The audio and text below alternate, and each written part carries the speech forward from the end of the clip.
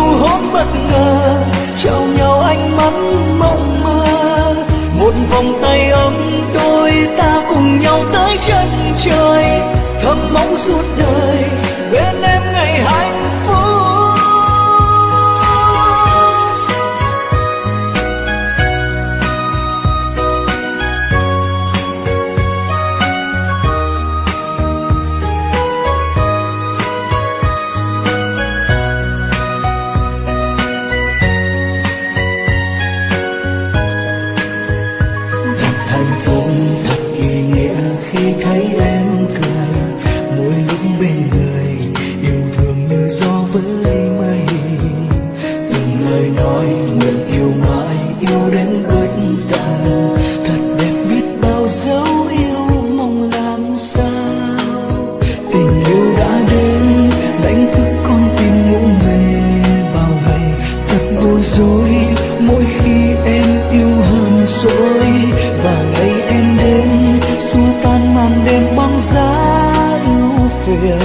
Cho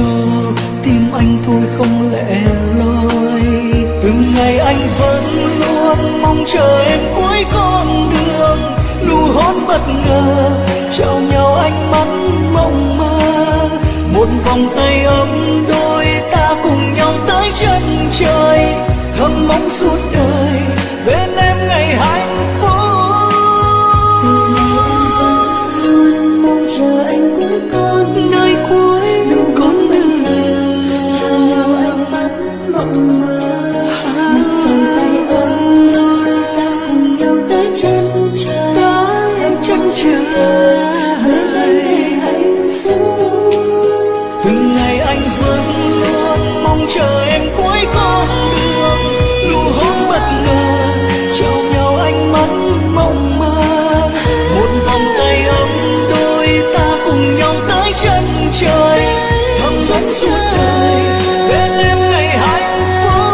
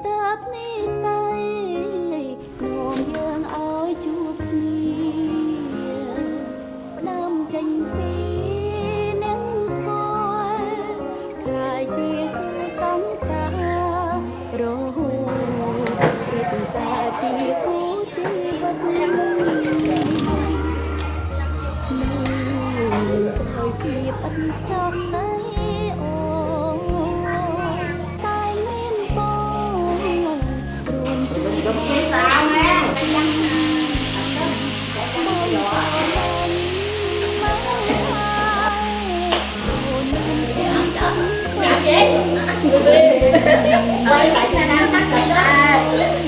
Cái chị là mấy người làm một người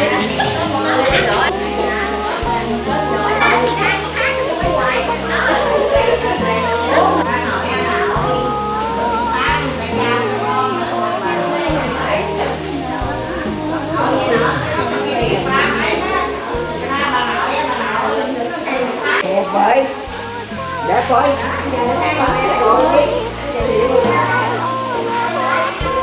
có gì mới có tối ăn nè chị.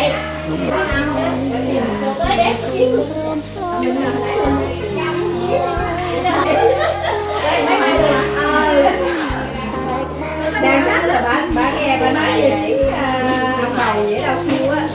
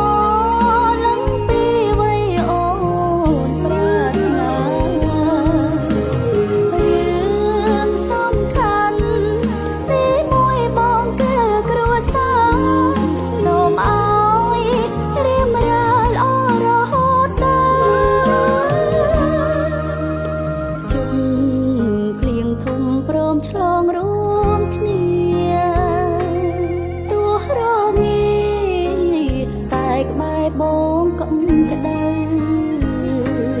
សូមរក្សាចិត្តស្មោះឲ្យល្អតកូនចៅទុំនៅជាទ្រព្យសម្បត្តិស្នេហ៍យើងទុកនៅជាទ្រព្យសម្បត្តិស្នេហ៍យើង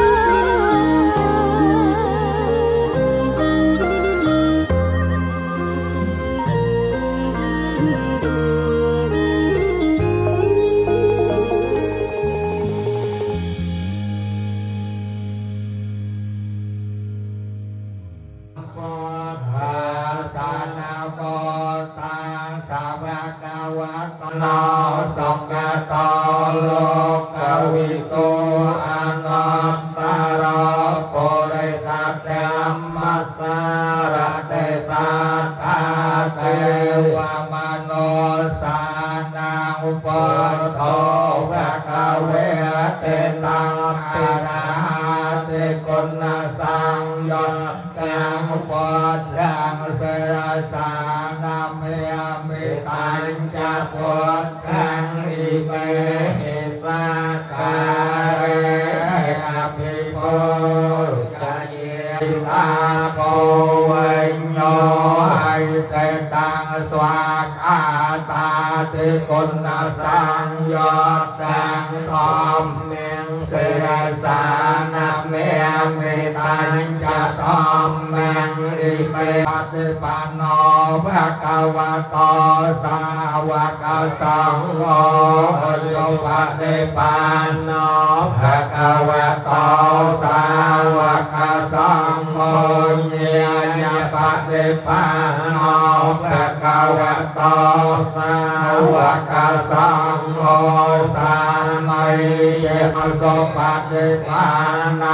ภะคะวะสังโฆ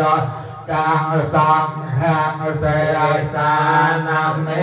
มิตัญจสังฆังอิเมสักการะอภิปุจเยมิខ្ញុំសូមនមស្ការលើកអាថាអត់សេស័យបានគុំបុណ្យទាំង3ពលលោកលោកកាសូមបុណ្យកងកុសលឲ្យបានដល់យើងខ្ញុំណាពេញពោស្មារតីរាដូចចលសាទំទូលយាយសូមឲ្យកំចាត់បងអបមង្គលទាំងឡាយមាននៅអាសាវន្ទេមេបានមេបានទេងាយាកតាបញ្ញសាមិណា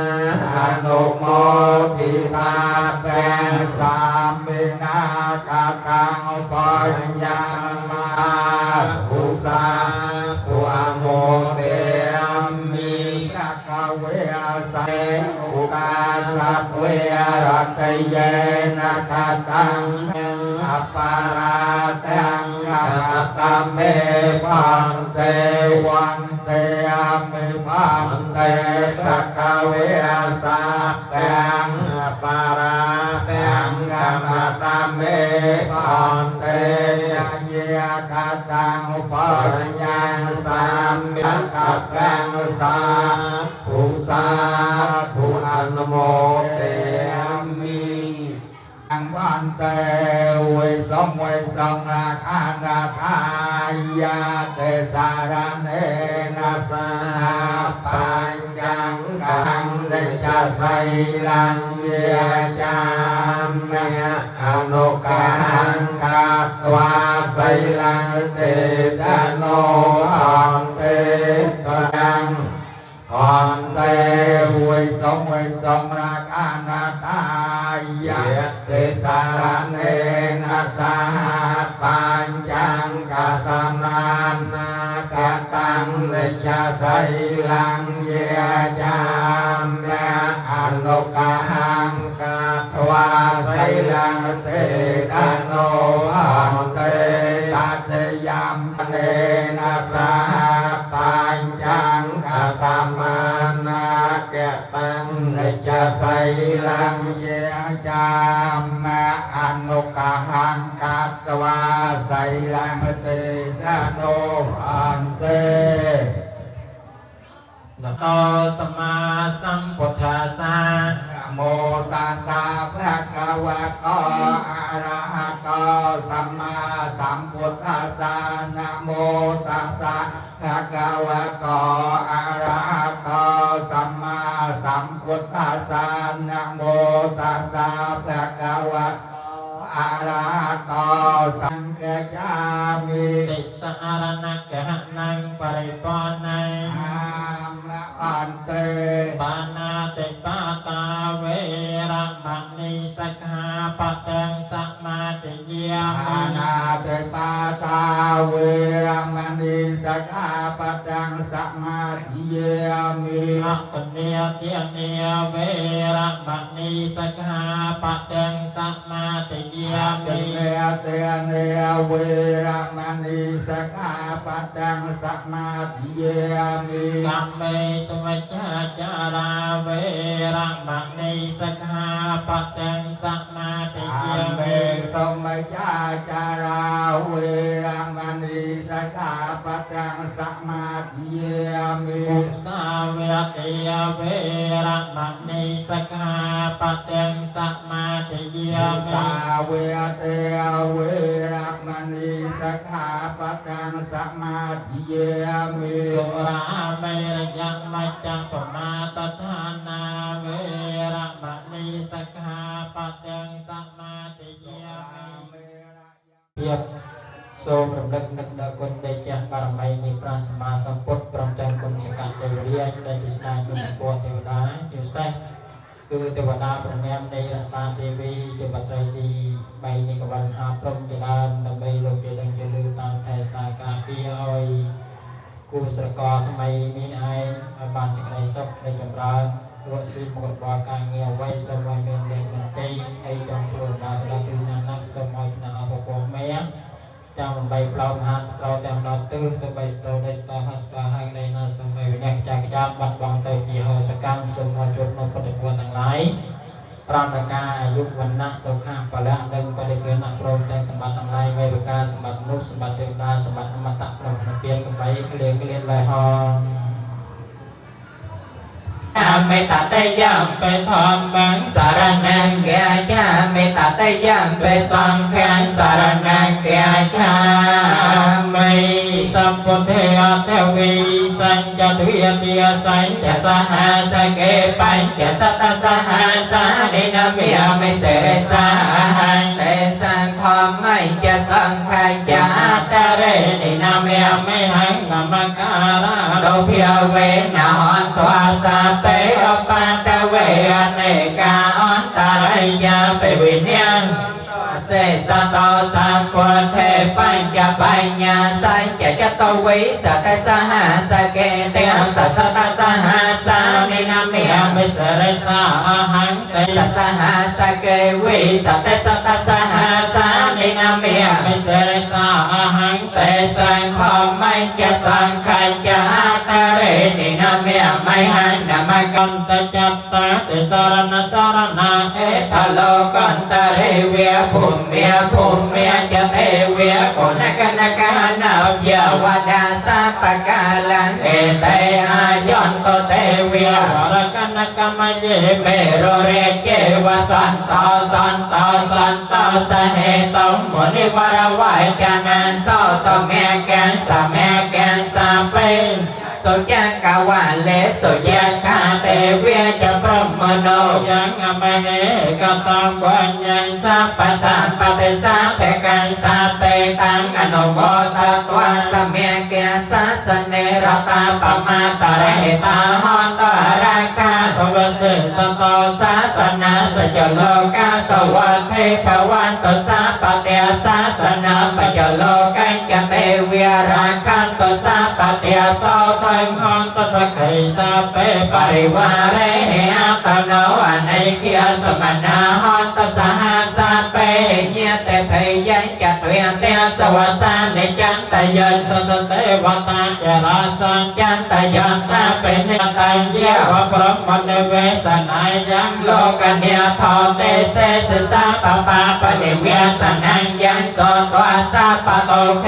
ไม่จันตาสังเขยนาเรียเอวะเมียกันโลเปตังเมียงกะลอนตังเพียนนามะเฮวังเมสุตังเอกังสมัยยังปะกเวียสาวัตยังวิหารตเจตวันเนอนาถบันติกาสารเมทะกวัญญตระเทวตาเพิกอนตารัตยาเพิกอนตะวันนาเกวลกาปัญเจตวันนังโอเพียเสทวายเยนะปะกเวียเตนะปะสังกเมียปะสังกมิทวาปะกวันตังอภิเวียเตทวาเอกมันตังอาคาสเอกมันตังเจตาเขาสาเทวตาปะกวันตังแก่ทายายแก่เพียเสปันในเทียนนัตปารมยาแต่สปารมัตถปารมยาปัญจมหาปาราชาเอเตโสจริยาปัญจเมภเวจริยังโพธิปัลลังเกเมระเวจยังสังฆนวโลกันตระธรรมเมติสัพเพเปเมปวดเทโกเนอวัยเจนทวาเวสาเลทวาก็ได้สัตสหาเสสุจังกวาเลสุเทวตายาสานัมปะเดกอนทอนเตยังเจเวสาลิยังปเรโรเทยังข้าปมาตระเพียเปสปารตอนตามเพียนามะเอสัพพิยสโยจนิปะกอยวันตสเกตอนตาเยเกเจปันนโพตเทตสาเวียทาวราเวียนวเสสันติเคียเวียเยมหันตาเวียไม่เทเมียสกานกโตระตถาเวียเยจัตถาเยจตุเรวสันตเวตุเรพุทธาสัญญาเนยมัญญาสโตขมัยใจยเมียตายทานในยังปตังอายุสาเอกปตมโนราเค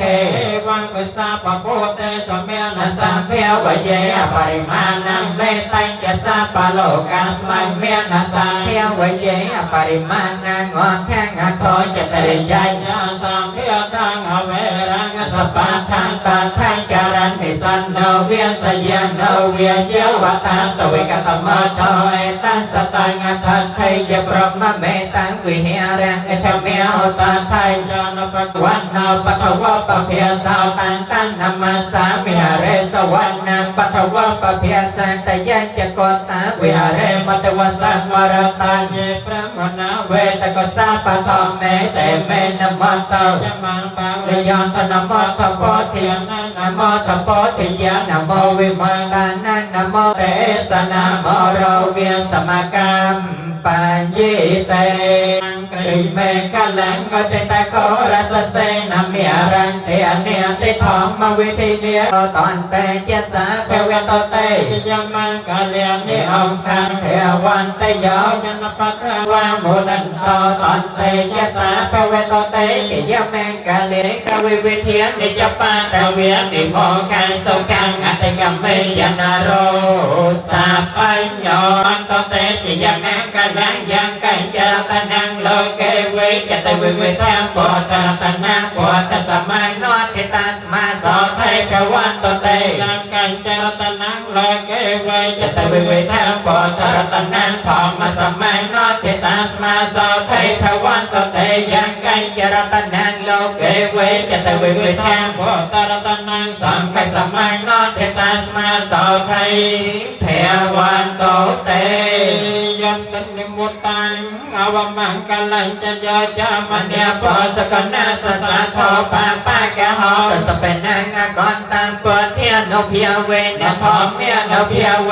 สังเทียนโนเพียเวนวิเนียสเมตโตคาปาตาจะนโตคาเปยปาตาจะนเปยโสกาปาตาจะนิโสกาหอนตสาเปเปปานเนโนเวตาวตาจามมเหสัมบังทรงวรตามังป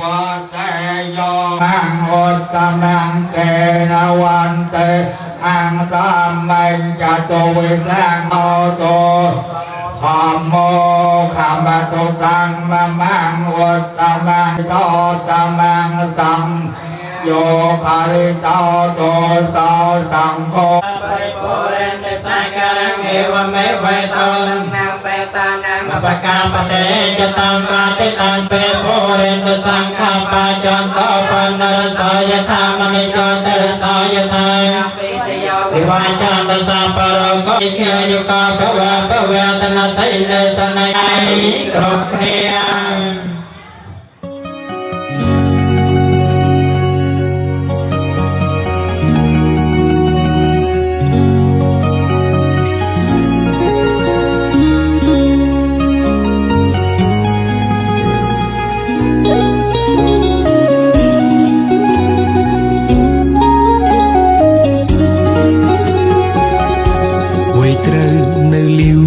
ប្រហែលខ្ញុំសុំបិទឆាកត្រឹមនេះដោយសារតែឥឡូវខ្ញុំជួបនារីត្រូវកាន់ដៃរួមផ្លូវកំដរទោះបីជាមានគេប្រាប់រឿងអតីតអាប់មានជាមនុស្សល្អមិនល្អបច្ចុប្បន្នខ្ញុំសាងស្នេហ៍ស្មោះសរមិនស្ដាយក្រោយឡើយដែលខ្ញុំរៀបការកូនក្រមុំបងអើយកូនក្រមុំបងអើយកូនគ្រាន់តែជាមនុស្សស្រីម្នាក់ដែលសាមញ្ញធម្មតាពេលសំទិញផ្ទឹមឬចម្រៀងចងដៃពីរស់ណាស់ហេតុអ្វីបើជាហូរទឹកនេត្រាកូនក្រមុំបងអើយកូនក្រមុំបងអើយអូនមិនមែនជាមនុស្សស្រីល្អឥតខ្ចោះឬក៏អស្ចារ្យតែខ្ញុំព្រមស្ម័គ្រចងចំណង5ប្រការអរគុណម៉ាក់និងប៉ាញញឹមហើយជូនពរគូផ្លូវជីវិតនេះខ្វែងខ្វាត់អ្វីម្លេះគ្មានភ្លើងស្ទប់ទេត្រជាក់ក្តៅយ៉ាងណាក៏ខ្ញុំត្រូវតែចេះមើលថែគ្នារៀងខ្លួនរស់នៅជាជីវិតគូទោះហត់នឿយតស៊ូក៏ត្រូវសណ្ដោងសំដូនថែរក្សាគ្នារហូតដល់កូនគឺចិត្តមិនអាចផ្លាស់ប្ដូរឡើយណាកូនក្រមុំបងអើយកូនក្រមុំបងអើយអូនគ្រាន់តែជាមនុស្សស្រីម្នាក់ដែលសាមញ្ញធម្មតាពេលសំទិញផ្ទឹមឬចម្រៀងចងដៃពីរស់ណាស់ហេតុអ្វីបើជាហូរទឹកនេត្រាកូនក្រមុំបងអើយកូនក្រមុំបងអើយអូនមិនមែនជាមនុស្សស្រីល្អឥតខ្ចោះឬក៏អស្ចារ្យតែខ្ញុំព្រមស្ម័គ្រចងចំណង5ប្រការអរគុណម៉ាក់និងប៉ាញញឹមហើយជូនពរគូ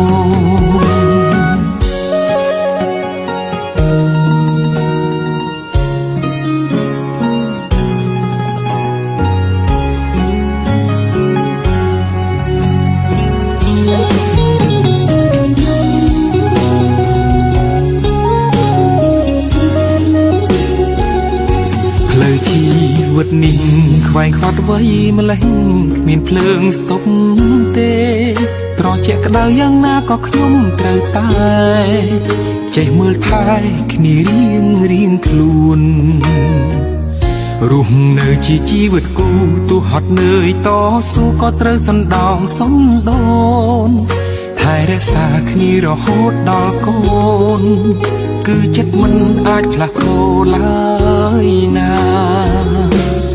កូនក្រមុំបងអើយកូនក្រមុំបងអើយអូនគ្រាន់តែជាមនុស្សស្រីម្នាក់ដែលសាមញ្ញធម្មតាពេលសំទិញផ្ទឹមឬចម្រៀងចងដៃពីរស់ណាស់ហេតុអ្វីបើជាហូរទឹកនេត្រាកូនក្រមុំបងអើយកូនក្រមុំបងអើយអូនមិនមែនជាមនុស្សស្រីល្អឥតខ្ចោះឬក៏អស្ចារ្យតែខ្ញុំព្រមស្ម័គ្រចងចំណង5ប្រការអរគុណម៉ាក់និងប៉ាញញឹមហើយជូនពរគូ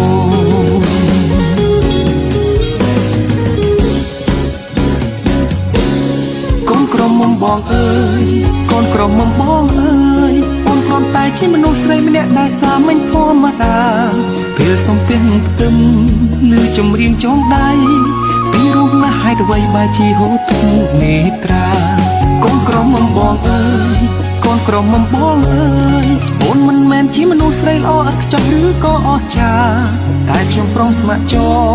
ចំណង5ប្រការអរគុណម៉ាក់និងប៉ាញញឹមហើយជូនពរគូ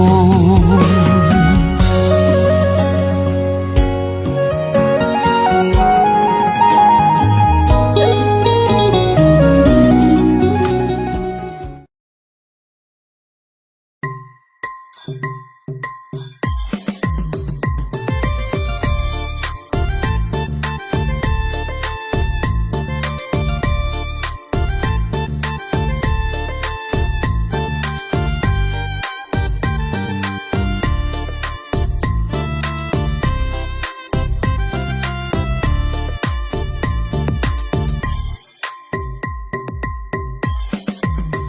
ង់ជិះម៉ូតូវិចអង្គក៏ហើយស្វែងរកផ្លូវនៅឯណាទៅផ្លូវអើយផ្លូវទៅផ្ទះម៉ែក្មេង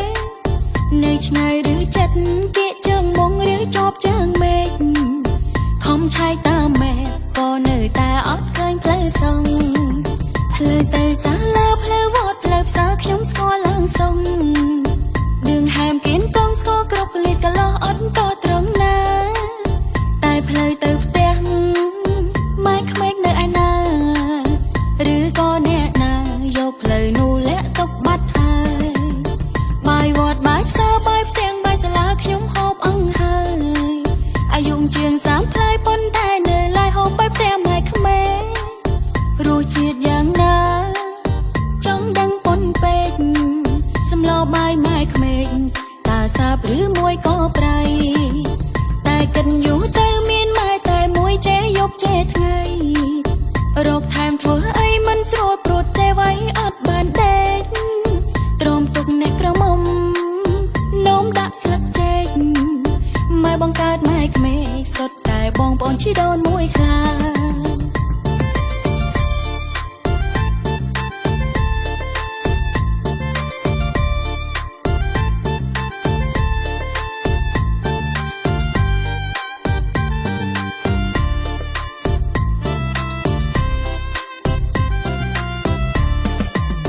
ចង់ជិះម៉ូតូវិចអង្គក៏ហើយស្វែងរកផ្លូវ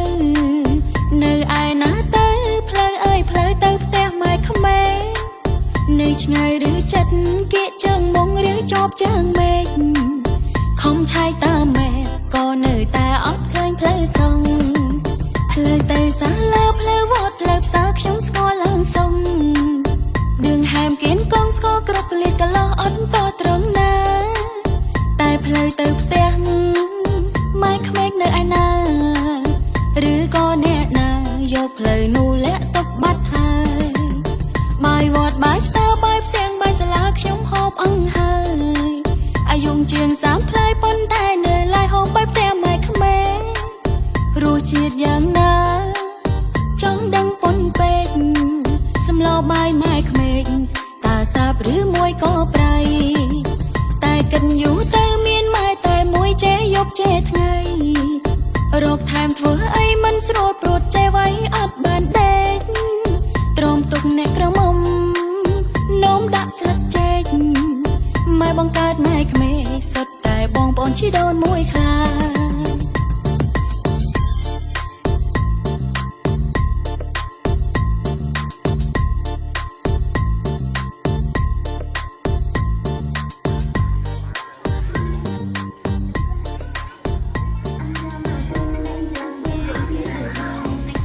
អ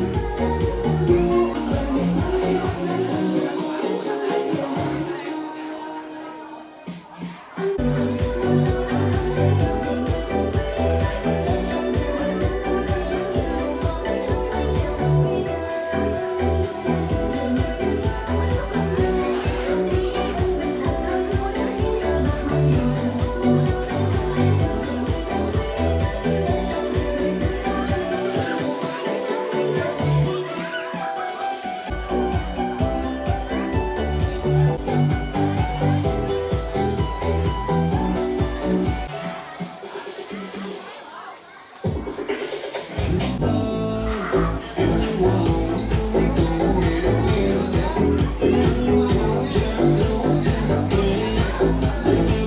หาครูสาในกรมกระหม่อมเชียนโดยมหารงใจนำไปพูดพิธีดีจากปีครูสานำไปต้นสร้างชีวิตทำไมหนึ่งกูสกอทำไมหาเด็กชายซึ่งกระโดดเจยตาเยี่เนื้อพงบันไดบองโอนเติมเจียสัตเงี้ยกระบอกกรมกระหม่อมไปส่งเจยโดยมหารงใจนำไปพูดพิธีเอากรมกระหม่อมกระลุกนอนลงในบ้านแต่ออกที่บ้านvâng như vậy sẽ được thông báo đến toàn thể quý vị khách mời cũng như thân tộc của cô dâu. Xin mời ông bà, chú bác, cha mẹ, dì dượng của cô dâu thì xin mời bước vào bàn hội đồng chúng ta cho cô dâu trình lễ xuất giá. Như vậy xin phép được trân trọng kính mời. Hai má rồi bỏ cô món bác xung trên tân thang mốt xung trên.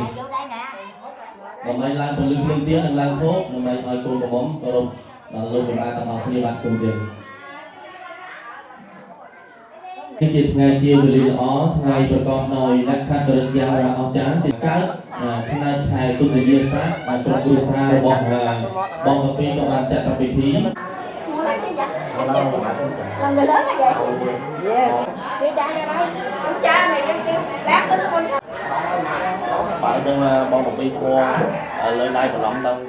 ngày chiều bà con nồi đã khăn được giao ra áo trắng trong cư xa bọn dân thước trong tầng bọn sài thị thu há và bàn chặt tập vị thí chung nhiên là thôi vị thí oi cồn sài để miền chùa há dân thị phí đừng có rút 13 chặt tung là bay từ sang chỉ bớt máy nên cu sẽ còn máy hai đôi sang hai và xôm lên 13 chặt tung tầng và bà mà nút và bàn thư ca kia ra tại căn luôn thằng mốc còn lưu xô này con cháu bàn cơ rút vào thái và xôm oi po oi chơi là con cháu đây cặp hương mở đấy. Đấy, vương một thằng cao phi đòn này, vương một thằng cao phi đòn.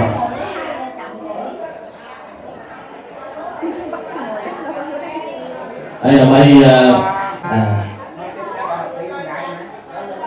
hay bồn tôi ta ngoại đi ngoại chứ, đi ngoại à, đi đòn kìa. Bạn đi chạm phi của sáng xong sẽ đây ai nhà của bọn ta dê thằng xong tháng. Là bay tàu sang tu sẽ có máy nên sang chỉ vượt máy hai được xin hỏi xung lô càng và mang xung hỏi po chế là cùng với bọn bạn hay là ta nguyên po chế oi cùng nó chào không ạ nên các bạn xung tiền đi tôi kilo mà đó giúp bên với là oi miền tu sẽ có ngày đã có ta với có miền sẽ đây và đón nên chung po oi chào miền sẽ đây xong sẽ đây tầm đó nên ngày là có nên tu sẽ có bàn tôi cái đây một đó bạn lúc nãy đồng bay thôi các vị thí theo bạn nó xung từ bên chế nên là chặt sáng ta để tích đó ta đi để tích nên chỉ sáng say mà ngày hôm nay xung bên trên nhà cô rồi bóng lời khai xa là bay chuột ơi ta nhận dây bạn xung trên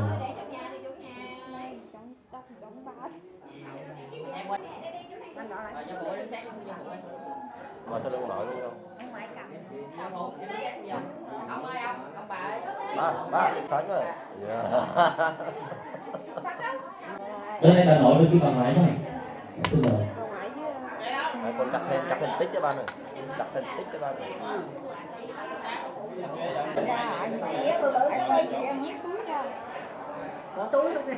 Tiếp theo thì xin mời ba mẹ của cô dâu. Và sau lưng mời. Xin mời ba mẹ của cô dâu.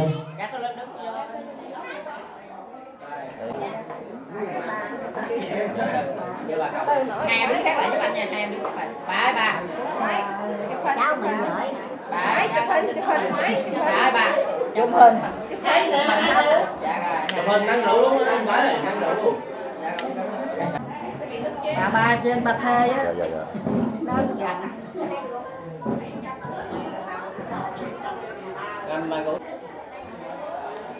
dâu cầm 2 ly đi, cầm 2 ly luôn. Ngày dịp ngày châu trí sẽ đây là ngôi sẽ đi một quất con của bóng cho bạn xong sẽ đây ai nhà của bóng cùng của đái và phải chăm sóc và nuôi nấng con thành người ngày hôm nay ly đồ nhỏ thì mong ba mẹ nhận cho chúc cho ba mẹ sức khỏe dồi dào chúc cho con gái hạnh phúc trăm năm phát tài phát lộc và sự bình an đấy bác phúc miền phía chung con nó tốt đó xuống chung cô nói cô một tí lấy cho bạn đấy tiếp bên mà kho đồ đòn mà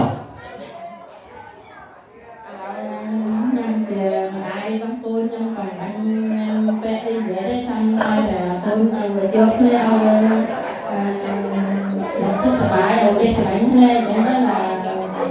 đưa thuê máy cái con bạn sung lên qua cùng rồi sung lên tên ai nữa mà ini ruang tu lagi pintu kayu mau pintu còn bàn đây pintu po mà ở pok đó pok là nái bị thò lọ đom bạc semua good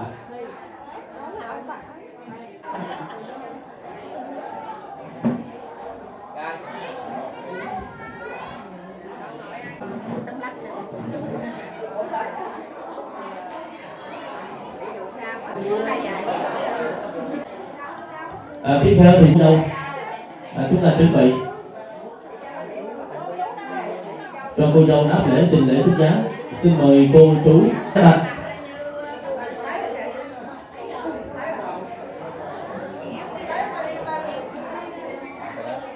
xin mời hai các bác và cô chú của cô dâu xin mời.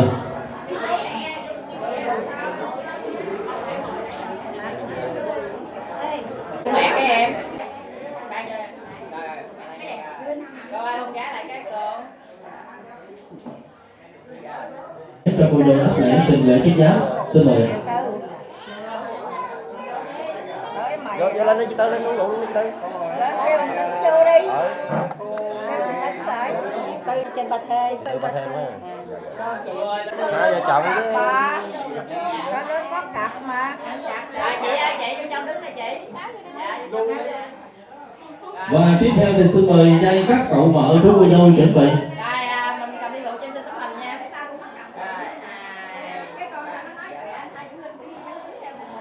Anh muốn ra chụp với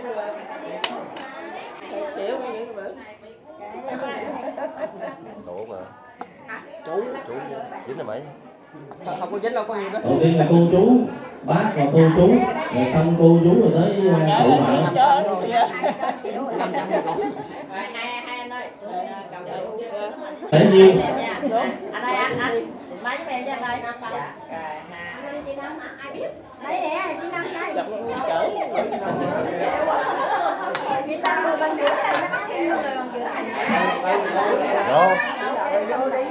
Cái gì? Cái lợn với cái tông hai đứa lấy cái quạt giấy trên bàn để con ngựa đó. Trên con ngựa nè. Nghe. Chú ơi, chú mình vô trong mình đứng con với chị cắt để. Rồi, nhà máy con nha. 2 3. Cụng đâu coi chứ, nãy hai đứa nó cụng đó. Biết chị ta tối tao mới cụng. Trời cái yếu đó mà.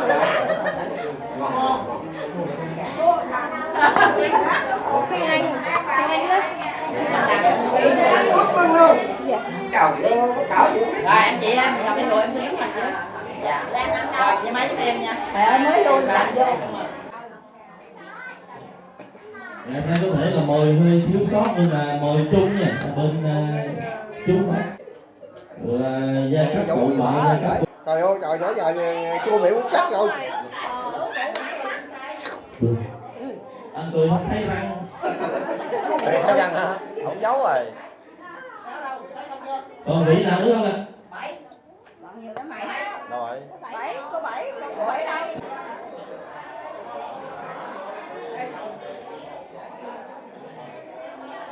Có dự 7 của cô dâu thôi ạ. Dạ.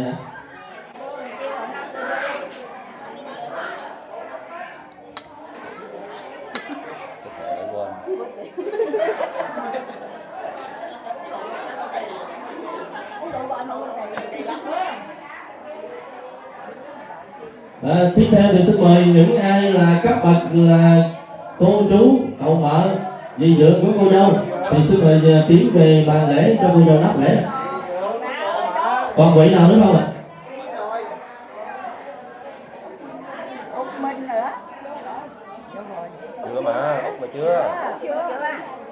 Kêu Út Minh nữa. Kêu Út mà lại coi. Xin mời vợ chồng của cô Út. Ai vô có được chưa? Rồi mày vô có được vậy vô đi. Vô hai bên mình nữa đi. Vậy là hả? Lần mỗi 2 ly.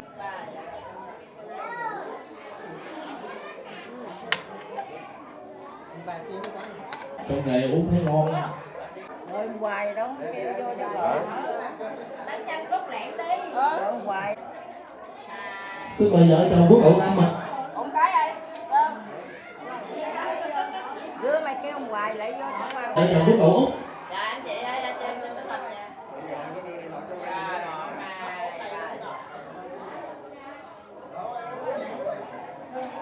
Nhắm vô chứ đừng có nói. Vậy hả? Này chứ con vô mà hai cộng vô mà. Con kiện là cái đó này lên á. Phải vô rồi. Đi vô kìa. Cậu ốc nhiều nhiều xíu hả? Cậu ốc kiểu ốc nhiều Đúng rồi, cậu mẫu mình. Sao mà sớm mà chứ. Vô cũng Ba nữa. Dạ.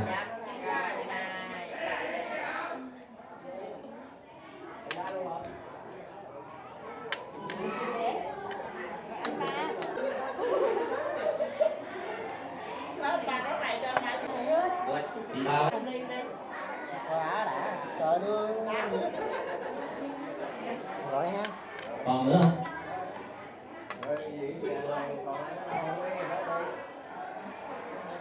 Hai đứa đây. Trình lễ xuất giá. Còn Tư không có qua. Không có qua đâu, cậu Tư đó không qua. Còn trợ ký bọn thương nên bọn thu há và bàn chạy vị trí.